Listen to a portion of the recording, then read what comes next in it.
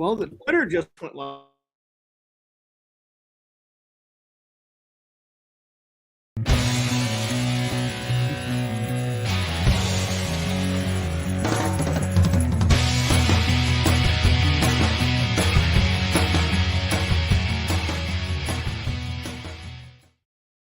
Greetings, Internet! Welcome to another fabulous, fun-filled episode of Mike and Matt's Comic Watchers Show. He's Mike, I'm Matt. Thank you for joining us this week. With us this week, returning, is the one and only Barry Ratz, hailing from elsewhere. Detroit. I mean that. Welcome back, sir. Thanks for having me. Absolutely. Might I add, he is the first returning guest. Oh. No, he's not. Who's the other? Who's the first? Who's the other one? Steve Orlando, Was Tom Steve Tyre, Scott Snyder. Snyder wasn't on twice, was he? Well, I'm in a pretty esteemed crowd then. So yes, you're in very good company, Barry. And we couldn't. Golly, Mike, just really. And we've had Michael Conrad on the show before, but it wasn't to talk about tonight's subject, which is Wonder Woman and Trial of the Amazons. We had Mr. Conrad on here before he was Mr. Big Shot DC, talking about Trimmer Dose on Comixology. What a treat that was. And I just got to say, because we're going to talk a lot about Wonder Woman this week, and Trial of the Amazons, and but Mike, I think it's really cool that when we had Mr. Conrad on the show, he was definitely up and coming, but he hadn't hit yet, right? And you just got the sense that, man, this guy's probably going places. And he did. And he did. So good for him. And I can't say that it's because he was on our show, but I'm going to choose to believe it. And I'm going to choose to believe it because nobody's stopping me. Right. So and until Mike either both of us, I think, are on his friends list on Twitter.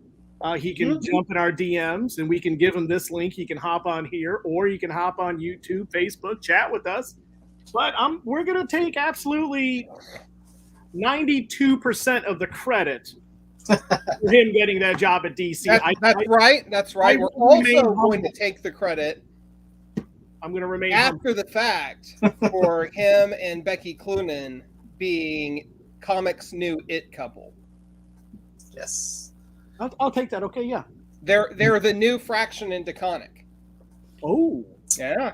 Hey. You see, and I say that mostly because they actually put comics out on the regular. Hi-oh! Love Fraction and Kelly. I love them both. Next week, after we're sued for defamation. I don't know him. Thanks. So man, I want to just kind of start by we're going to get into Trial of the Amazons because that's a big deal. It's the first Wonder Woman centric crossover in 31 years? Yep, long 31 since 1991 War of the Gods. War of the Gods, which was, and correct me if I'm wrong, Barry, was the capper to George Perez, praise be his name, his run on Wonder Woman. Yes, that was his final hurrah. Yes, and then after that, John burned it all to the ground. So, hi-oh! I'm gonna roll tonight. We had Messner Lobes on there for a few years. That's right. Okay, Messner Lobes wasn't there, and a young Turk named Mike Deodato Jr. Yeah, I don't know if he ever went anywhere. I don't either. It's one of those up and coming guys. One of those guys that is just like, where are they now? Type stories. Your dreams. That's right. But this, just kind of from that springboard right there, Barry, how significant is it that 3 decades and change later, we're just now getting another Wonder Woman centric crossover story. Honestly, I mean, it's shocking. You know, she's been the only female character to be constantly published over, what, 80 years? Yeah. And she's only had 2 major storylines in those 80 years. The first one was 30 years ago. So it's just the kind of things that Wonder fans are used to. Like, it's Wonder Woman. We're never going to get anything big with her because it's not Batman. Because she's not Batman. She's not Superman, and this ain't a crisis.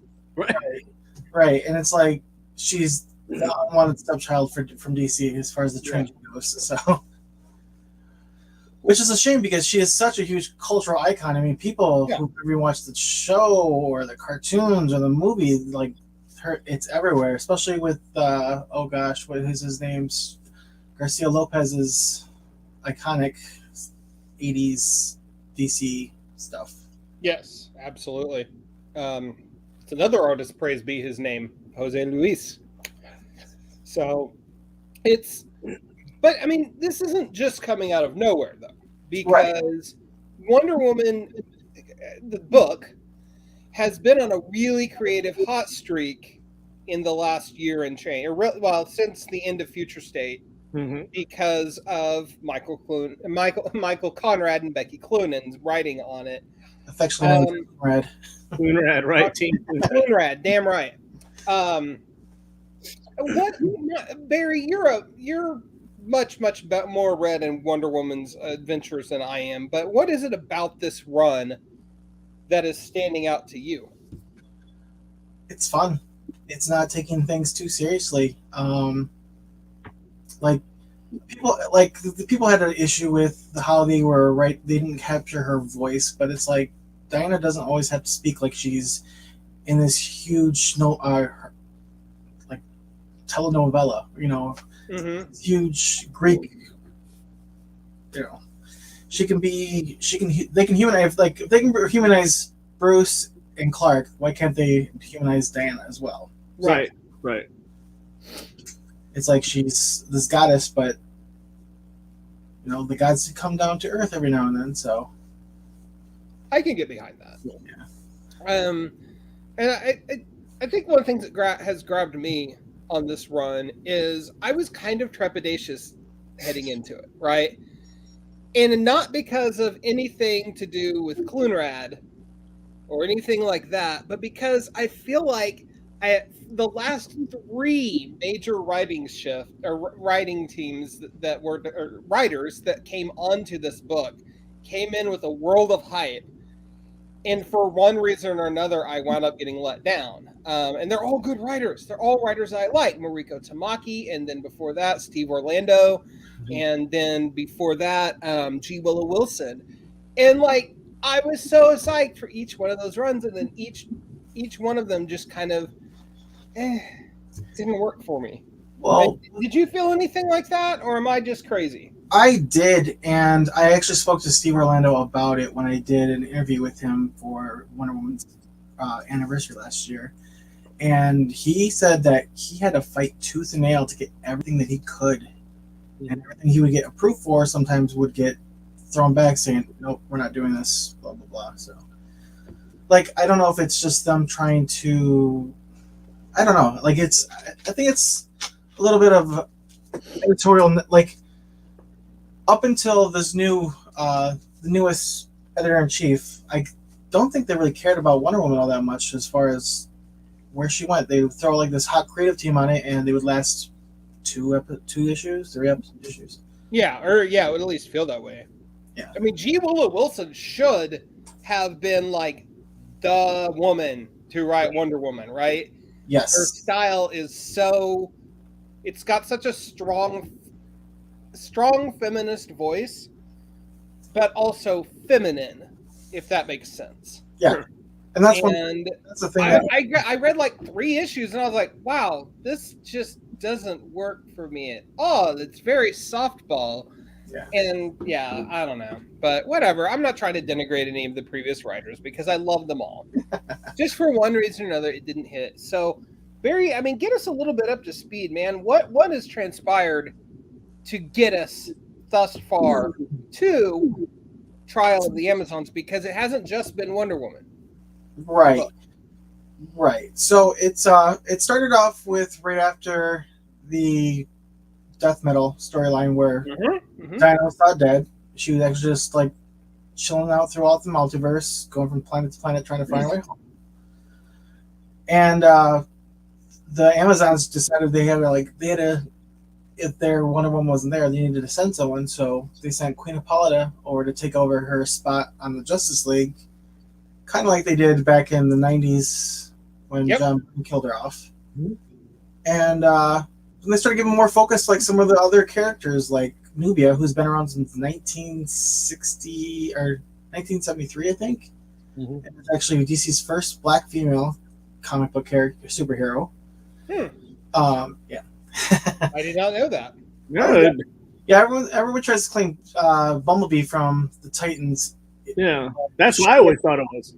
Yeah, but she actually debuted in 76, whereas Nubia came in 73. And there's a real like, I don't know, I'm a pretty big feminist and huge Gloria Steinem fan.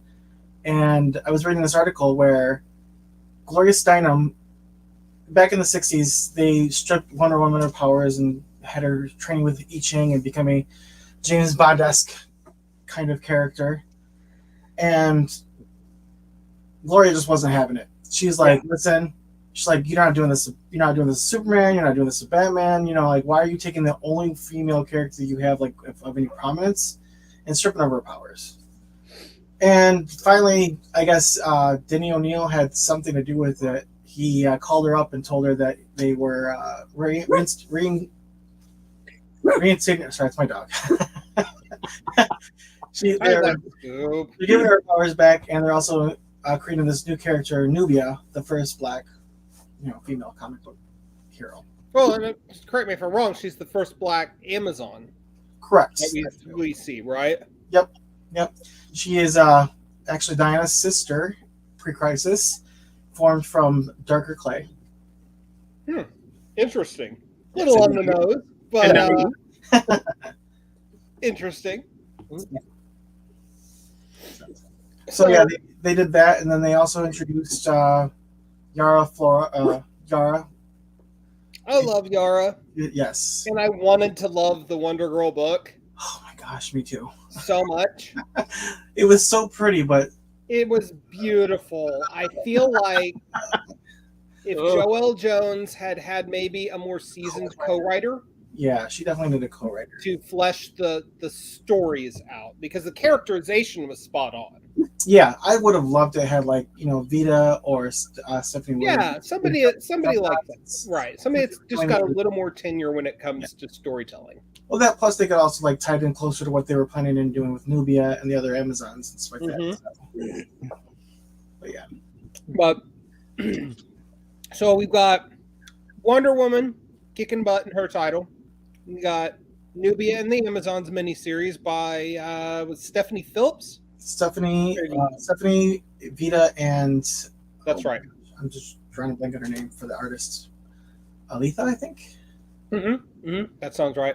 And then, of course, Yara Flor over in Wonder Girl, which is a title that was very suddenly canceled after issue 7. Yeah, it didn't make any sense to me. It's just like, you just started out. Yeah, it really didn't give that book a chance. I don't think. I feel like there was some editorial shenanigans behind the scene. No. So I know it never happens, right? Even with Marie Javins running things, like there's always going to be some level of shenanigans. Right. I don't know if it's like above her pay grade that it's coming down from, or what have you. Because I don't know, but it kind of sucks because we went from 3 Wonder Woman books, even though Nubia and the Amazons is a miniseries, although they did recently announce that there's a sequel later this year, Nubia, Queen of the Amazons. Where they're bringing back the floating island. Oh? Yes. I didn't... Tell us of this floating island. So the floating island is actually pre-crisis. That's where Nubia was at before she came to Paradise Island back then, but that's her hometown. It's the floating island. We're full of their own Amazons, but she was like their ambassador to the Themyscira. Okay. Huh. That's interesting. Yes. So okay. So we got these three things happening. So what is going on? So I know that in Wonder Girl, there's a heretofore unknown tribe of Amazonians in South America Mm-hmm. that is part of this story. Mm-hmm. What can you tell us about them? They're the newcomers. They are definitely trying to make their. They're trying to show that they're just as much Amazon as the Themyscirians are, or Themyscirians, and as well as the Bonamigdals, because they've got the Bonamigdals who have been typically portrayed as being more aggressive, Mm-hmm. Mm-hmm. and these girls overall, these women from the Amazon are like, listen, we don't care, we got our own, So, but yeah, it's quite a story that's been unfolding. So, and it's a really exciting time because this is literally the most Wonder Woman material that you've had in a long time. In a very long time. Yeah. So we got that. We've got. So excuse me. So how does all of this get us to Trial of the Amazons? Okay, so the trial is more playing off of the events from the Nubia and the Amazons book. But it's slowly building up to where it's encompassing all three of the books. Okay. Because Diana was off in the multiverse, while Queen Hippolyta was with the League. So Nubia, they're just trying to elect a new champion to guard the Doom's Doorway, which is another pre-crisis thing that they decided to bring back. Nice. Yes. Yeah. So, what is Doom's Doorway? Doom's Doorway is like a passage where it's almost like Diana's Phantom Zone. Like they put Medusa there, and and like just problematic. Like Ares was there as well as Medusa. Always making trouble. Damn gods of war. But I do like how what they've done over with Medusa in the Nubia book. Okay. It's Medusa, but she was a woman scorned. She got the brunt end of something that was out of her control because some other, the guy was coming after her, and the goddess was jealous. Was like, hey, yo, you have snakes for hair now. Rude. It's like, I'm gonna fix you. Let me mess that wig up. All right, so tell us now. Excuse me. Trial of the Amazons, it's up and running. So what's going on? What's the big deal with this story? What is the trial? The trial is they're finding their new champion, which is what the like if you read the end of Messner Loeb's run, where they had a contest who would be the champion and the ambassador to the rest of the world, which is what they had Artemis do for a while, and then it just got to where she couldn't handle it anymore, so everyone had to come back. I know there's a lot of fan speculation that this is how they're going to slowly segue to Yara becoming the new Wonder Woman. Oh, interesting. Yeah. Mm. Yeah, that's a thing I'm seeing on a lot of message boards and on Twitter and stuff like that. They're expecting it because they're bringing Jason as Batman, they're bringing John as Superman while his dad's out in space. It's just like they're trying to I think they're thinking they're trying to make a future state. Yeah, the future state. Joe Moline as Green Lantern. Yeah. Etc. And I mean, excuse me, that actually makes a lot of sense because the pieces are clearly in place. We've got the whole quote unquote death of the Justice League coming up here in May. Or is it May or next? Sometime soon. And it's coming up. You got Dark Crisis on the horizon. Mike and I have words about that. Have had almost as bad as Aquaman comics. Wow, listen, that is a harpoon to the heart, my friend. What is it? What is in this thing? leave my Aquaman alone, because now he's so cool he gets to share his title with Jackson Hyde, and it's Aquamen. Men, plural. But because that's not enough, we also get an Aquaman Black Label book by Ram V. Oh, that's gonna be so good. Yeah. So, Mike, you need to give it a shot, okay? It's Ram V. I got to because Ram V's doing it. So yeah. yeah. So there.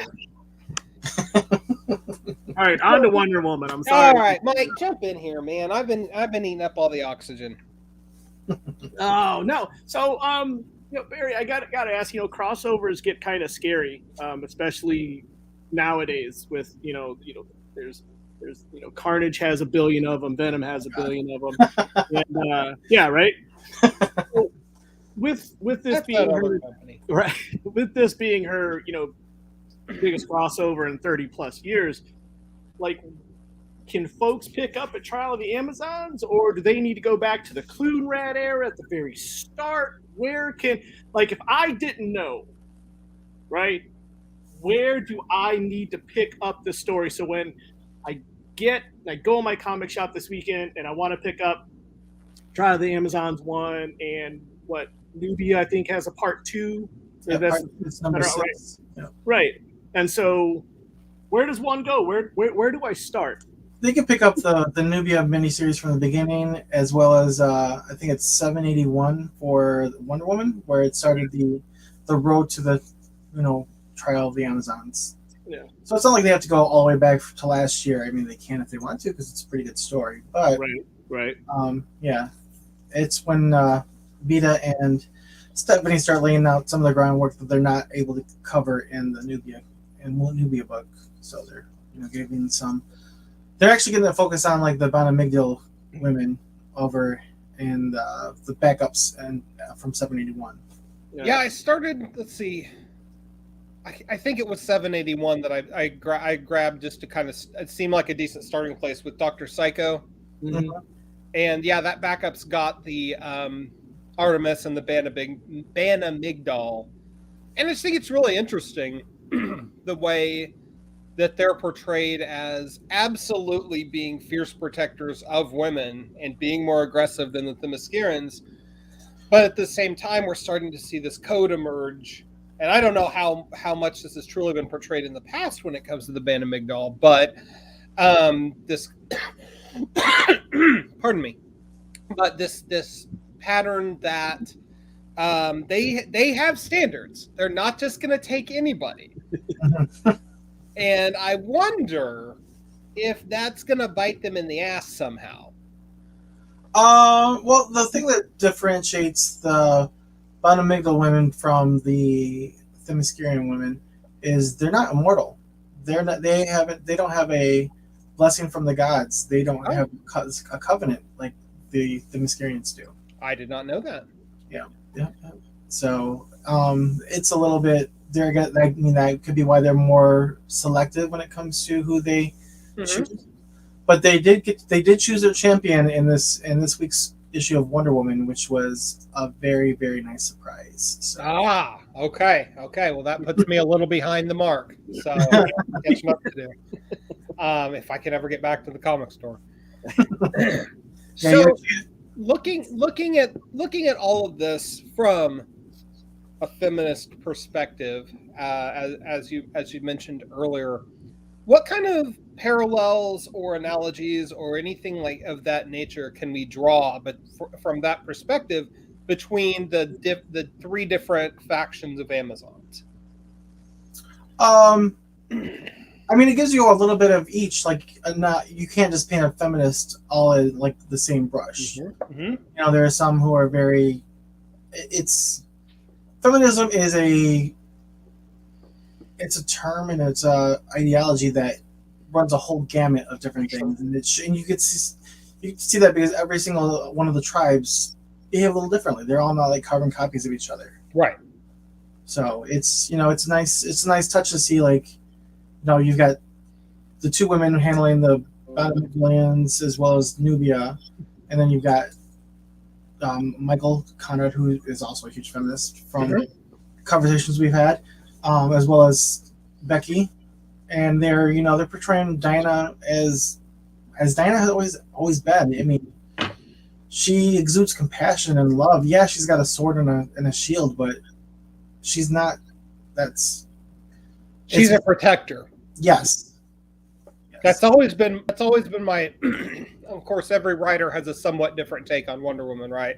Right. But the best writers of Diana, to me, really hone in on that protector. Yes. Yeah. Gail Simone did it. Tinian did it really well in Justice League Dark, I thought. Yeah, I really liked his run in Dark. Yeah, like I mean that run was phenomenal in and of itself, and then Ram V just like picked it up and ran with it midstream and didn't miss a beat, which is really an incredible feat. Right. But yeah, that got me really wanting Tinian to write the monthly Wonder Woman book. Right. But then he went all Substack, so. Yeah. So let's not go there. It's very distasteful. Yeah. So we're definitely hip deep in gods and pantheons and the more Greco-Roman aspects of Wonder Woman right now. Mm-hmm. What do you think is kind of the magic key to keeping a balance between Wonder Woman and that world and the more straight up superhero world and anything in between? Honestly, it makes a lot of sense. You want to have balance. If you go too far in either one direction, Wonder Woman just feels off. It does. Or one-sided. Right. It doesn't feel like Wonder Woman, or it feels like what a Greek myth if it was Wonder Woman. Right. Yeah. So it's just it's finding the balance, not straying too far away from who she is as a core. Like you can put her in almost any situation, but she has a certain way she behaves and acts, and if you go too far out of that, it doesn't ring true. Right. So.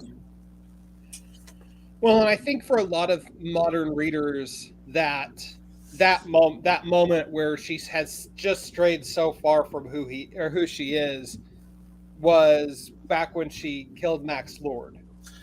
Yes. And I mean, I get there were story reasons behind it, like, okay, Wonder Woman has allowed herself to get pushed so far in this direction. She's lost sight of her mission. She's got to recenter. She's got to refocus. And from that perspective, it's like, okay, that's cool. But at the same time, she straight up broke his neck. Right. That's a tough pill to swallow. Honestly, it was. I definitely remember grasping my pearls when I read that. I was like, what just happened? Like, it felt kind of odd because it's like, oh gosh, Rucka had done such an amazing job handling it. And then that happened, and it was just like, it was so out of left field. It was like, clearly that was editorially mandated because I just don't see him doing that with her. Yeah, I mean, Rucka's one of, if not the strongest male voice for feminism in comics. Yes. And I mean, I just love Greg Rucka to pieces. I really wish we could get him to do more than like 2 issues of Lazarus a year. God damn it. I know he's busy and he does novels, but damn it. I miss my Rucka fix on the regular. And I mean, the whole metatextual commentary part of the narrative for Infinite Crisis was Batman, Superman, and Wonder Woman have lost the plot, etc. And now I'll look at all this crazy stuff that's happening because of it, and I get it. But ultimately, at the end of the day, that incident, that moment, does eventually lead us to Gail Simone writing Wonder Woman. Yes, and I am okay with that. Is that the best Wonder Woman run ever? I mean, it's one of the top 3 at least. Ah, I do enjoy Gale's Run, but it's not one of my top 3. Yeah, there was just too many things that was like I didn't really like the talking apes. I'm like, I love the talking apes. There's nothing about talking apes I don't love. Okay. I was just like, this doesn't really feel like Wonder Woman. It felt like it felt like a lighter version of her Deadpool stuff that she did over at Marvel. Like, oh wow, okay. That's a parallel. Yeah, I mean, don't get me wrong. I do enjoy Gale. Like, I love the crap out of her Secret Six and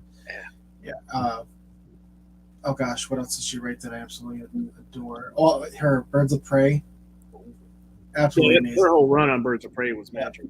Yeah. It was like after oh gosh, what was it? Dixon left. It was like, oh, we're gonna go, and then she came on. And it was like, okay, someone gets it. Someone understands. Somebody gets it. Somebody understands. Yeah. The inherent coolness of these women kicking ass together. Yeah. One of whom is wheelchair bound, but yes, is able to black belt your ass mentally 7 ways to Sunday. And physically too. She got those little batons that she whooped the crap out of quite a few people back there. Oh yeah, I mean, early Dixon run. Yeah, absolutely. So, all right. Since I've got you on here to talk to about this, what the hell was the deal with Gail Simone getting Babs out of the chair magically? She did what is not. your take on that? Because that still sticks in my craw, man. I don't know if it was her idea or if it was forced on her, because it was trash. It was really read like Gail's heart wasn't in it. Yeah, it definitely didn't. Clearly, still loves the character. Right. And I do love me some Babs Girl, but Babs Girl grew up. She doesn't need to be that teenage girl anymore. Right. I feel like it was an appeasement move on the part of editorial. Yeah, like they're trying to make. There was a lot of weird crap happening with New 52 right out of the gate. I mean, it did not work. Yeah, it's like either you do a hard reboot for everything, or else you don't do it for anything. Like, right. It didn't make any sense that all this stuff that happened pre-Flashpoint with Batman happened, but it didn't happen with Superman. It didn't happen with Wonder Woman. It's like you wouldn't have had to do rebirth had you just stuck to the plan. Like, Green Lantern should have been updated as well as But that's that's comics. That's comics, and it was 10 years ago. And I'm actually really happy with this happy medium that they've got now, where she can get up and kick ass, but she shouldn't. She knows she shouldn't, right? Because of the thing, and I think that's a good happy medium between the two. Yeah. And plus, listen, it gets us to the Batgirls comic. Yes. Which, Mike, are you reading that? I am behind. That's in my reading stack, by the way. It is so cool. Just don't tell him. Just don't tell Conrad. It's too late. He already knows. All over the internet. All right. But no, it's so a kick-ass book. Jorge Corona, I didn't know what to think of that dude's art style at first. I'm like, this is gonna. I was like, I kind of hate this, and then I just fell in love with it magically because of the coloring and just the wild expressiveness of it. Yeah, and like the story, the story fits the art. It's very energetic and fun, and it's fun. It's a fun Gotham book, not belabored with terror. Vengeance. Yeah, vengeance, boy. So, yeah. Oh man. So, Barry, if we're getting back over to Wonder Woman and Trial of the Amazons, I mean, what are you wanting to see out of this title? out of this crossover? Like, what do you feel like is the potential? Because you had mentioned online that there's some potential there for Yara Flor to become Wonder Woman. Now, I will say this. If that is what's in the cards, then ending Wonder Girl totally makes sense all of a sudden. True. But it sucks, but it doesn't suck because she'll be hanging out in the Wonder Woman book. That's true. Although I think they should get two. I mean, they have two Superman. They've got two Batman, both each other on titles. 40 Batman. Well, yeah. So much Batman. We love it. But yeah, like, I mean, why can't Diana and Yara both have a Wonder Woman book? I would be down with that. Yeah. Get Joelle back on it. Give her a co-writer, maybe Vita. Got Vita and Stephanie over there rocking new Nubia miniseries. Although it's kind of, is it weird to you, Barry and Mike, that Nubia keeps getting confined to miniseries? It's frustrating. Do you think they're testing the waters? Possibly. I think so. It could be just like maybe they're just unsure of the team. Maybe they're possibly waiting for. I'm not trying to say like another like Kate Stegman or another Clune-Rat or something like that, but maybe they're just kind of just sitting on the character a little bit, kind of dipping their toes in the pool before they jump in. It could be. Yeah. Look how long, Carnage is just now getting his. Carnage is a mass murderer. There's a major difference there. I'm still not convinced he needs a full series, but I'm not either. But it's also Ram V. But you're gonna. I'm going to give him the benefit of the doubt that he knows what the hell he's doing. Right. Same thing. I just think that I don't doubt they don't believe in the character. I just think they're just not ready for the full character yet. It could be. Some editorial mandates. Yeah. At play. But nonetheless, I mean, Barry, we were talking at the beginning how this is the first Wonder Woman centric crossover in 31 years, and I mean that does matter. That does mean something. Yes. So for you as a lifelong Wonder Woman fan, I mean, how does that resonate for you? Oh, it gave me goosebumps when it was announced. I'm like, yes, I've waited so long for one of these. And it's a little smaller than I expected. I mean, War of the Gods literally took over every book. And so many that were not needed for it. But, I mean, I'm looking at the other storylines that DC's been doing lately, like with the War on the Earth 3, where it's just confined to a few books. Yeah. And I'm actually okay with that, because that way you don't have too many cooks messing with the recipe and something horrible. And you're not suffering from event-itis. Correct. War on Earth 3, 5 issues done. Yep. Trial of the Amazons, what was it, 6 7 issues and done? Yeah. 7? That's easy. It's also not encompassing half your line, plus, God only knows how many tie-ins and one-shots. Yeah. So, I mean, from that perspective, I'm definitely down with the I don't want to say lower stakes, but fewer cooks in the kitchen, like you put it. Pared down. Yeah, that's a good way to do it. So, since your separated at birth twin Clint Theron is not here, I know. and we should have invited him because he and you are basically the same person in 2 months.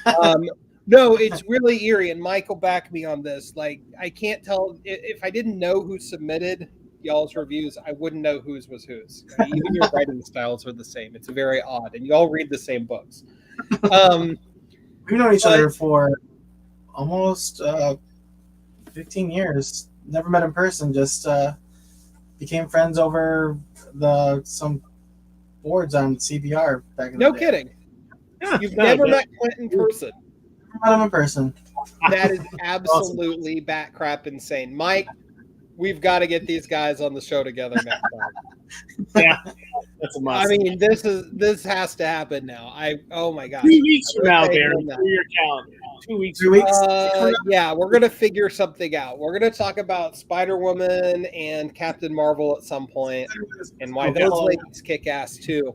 And yeah, we're gonna get both you guys. That's just the bottom line. So, but what is Clint? What is Clint thinking about this story? Because again, you guys are two brains or one brain in two bodies. I mean, it's pretty much the same. We're both very excited about it. That's what's up. That's what's up. So, oh my gosh. So, I mean, we've bounced around the multiverse. Diana has been quote unquote dead. She's she's back on Earth. Steve Trevor is about. I don't know what to think about Steve Trevor in comics, so we haven't talked about him yet.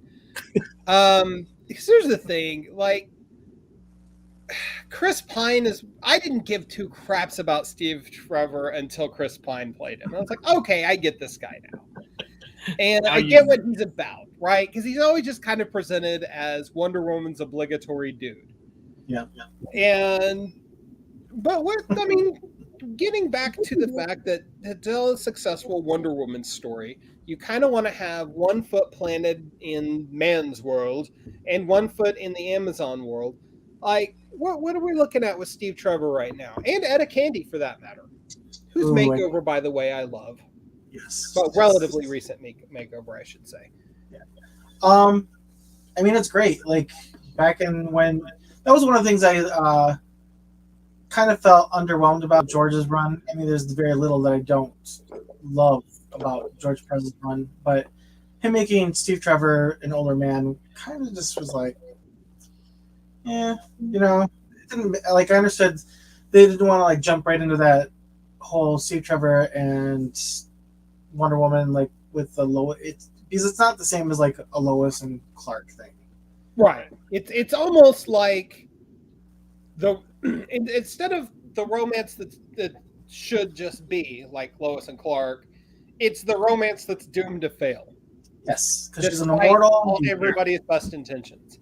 Yes, that's one of the things that actually, pre-crisis, the Wonder Woman from Earth 2 gave up her mortality, so she could be with Steve, and that gave us Lita Trevor, who joined Infinity Inc. Yes.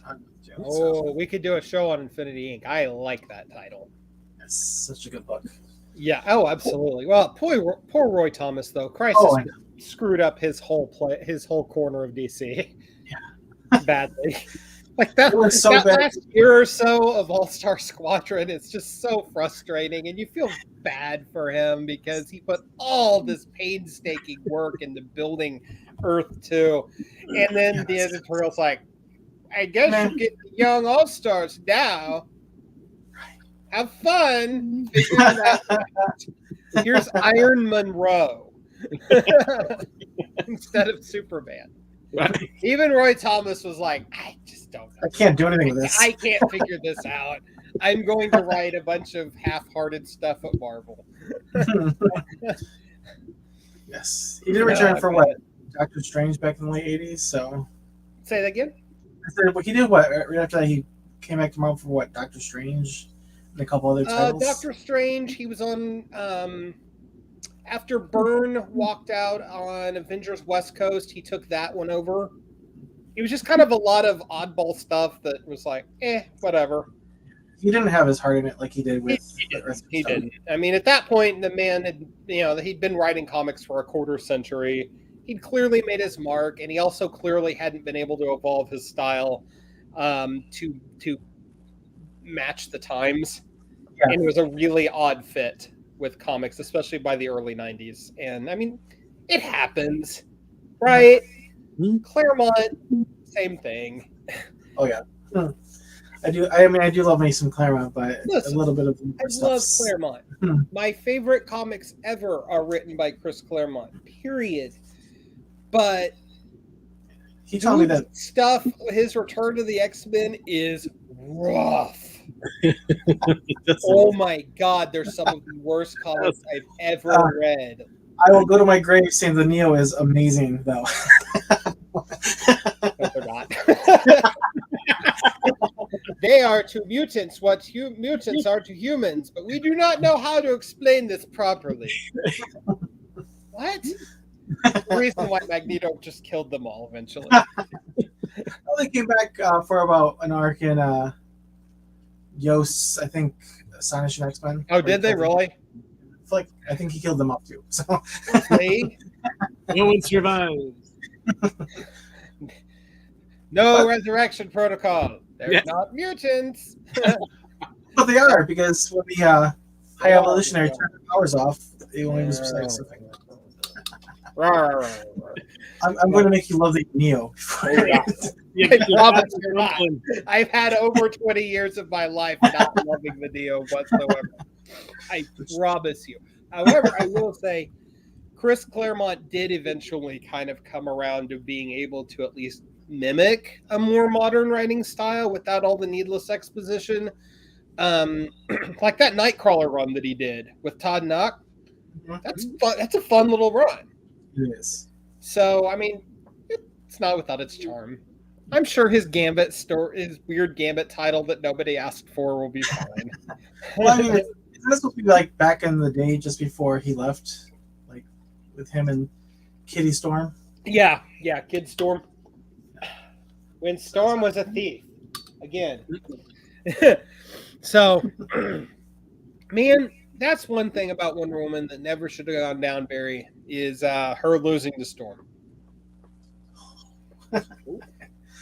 Yeah, that was. We're gonna throw some old school DC versus Marvel in there now, because that was just BS. I love Storm. Don't get me wrong. Yes. There's no way she's beating Wonder Woman. Yeah, it didn't make any sense to me either. Doesn't make any sense to anybody, but popularity. The problem is that those bouts were popularity contests. Oh, is that right? I don't even remember. Like I remember it. That's right. You're youngish. So yeah, the 5 main fights were fan votes. Oh, were they? Okay. Mm-hmm. Yeah. And all the crazy people, Yeah. So yeah, that's why Wolverine beats Lobo, despite all evidence to the contrary. That's ever settle down. I mean, Wolverine. No. Lobo can fight Superman. Was that Bone Claw Wolverine at the time?